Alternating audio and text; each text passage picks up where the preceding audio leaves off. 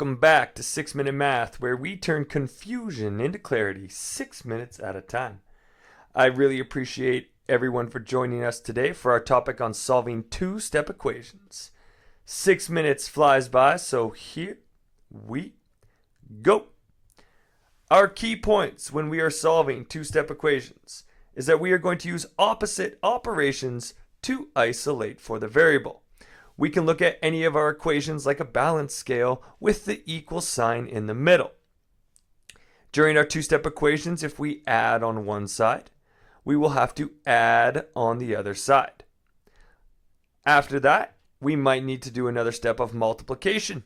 If I multiply on one side, I'll have to maintain equality by multiplying on the other side. Let's check out some examples. I'm going to solve for x in the equation 2x minus 5 equals 7. I want to get the term with the variable by itself. If you need a refresher on what a term is, please check out our video here at 6-Minute Math. The term with the variable in this case is 2x. That means I need to get rid of my negative 5. If I think of my balance scale, and I want to get rid of negative 5. What's the opposite of subtraction? Well, it's addition. So I'm going to actually add 5. And to maintain my balance, if I add 5 on the left side, I have to add 5 on the right side. And then I simplify. My 2x gets carried down. Negative 5, positive 5 cancel each other off. And 7 plus 5 equals 12. Now, I have a one-step equation, which you can also check out our videos here at 6-Minute Math of how to solve a one-step. I'm going to use my opposite operations to get my variable by itself. In this case, I'm multiplying my 2 and my x. So what is the opposite of multiplication? Well, it is division. I'm going to divide by 2 on the left, and I have to divide by 2 on the right. My 2's cancel out, and what am I left with? X equals 12 divided by 2 is 6. My next equation here, I'm going to solve for x in x divided by 3 plus 4 equals 12. Again, I'm going to get the term with the variable by itself. In this case, that is x divided by 3. So I need to get rid of my positive 4. Using my balance scale, how do I get rid of positive 4? Well, I would subtract 4. And if I subtract 4 on the left, I have to subtract 4 on the right. I'm left with x divided by 3. Positive 4, negative 4 cancel off.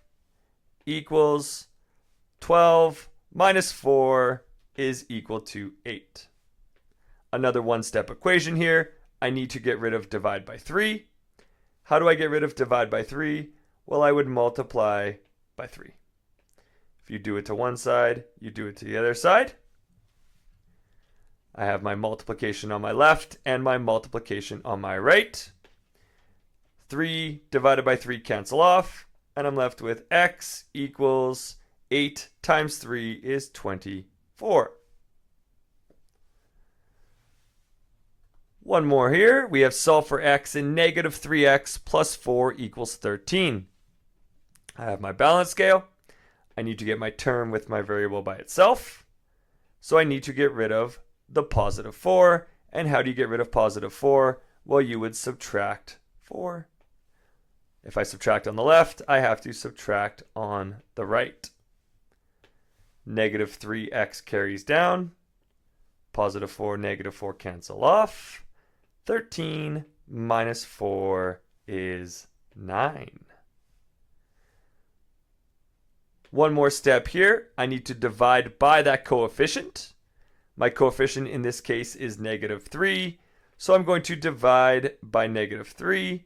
And if you do it to one side, you have to do it to the other side. So I'm going to divide by 3 on both the left and right. And then simplify. Negative 3 and negative 3 cancel off, and I'm left with x equals 9 divided by negative 3 equals negative 3.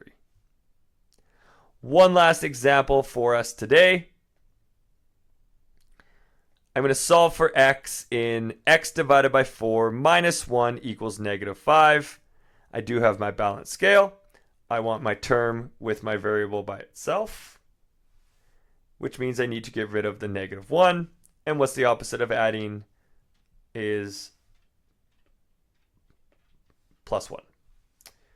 I'm going to add 1 on the right to maintain my balance and simplify.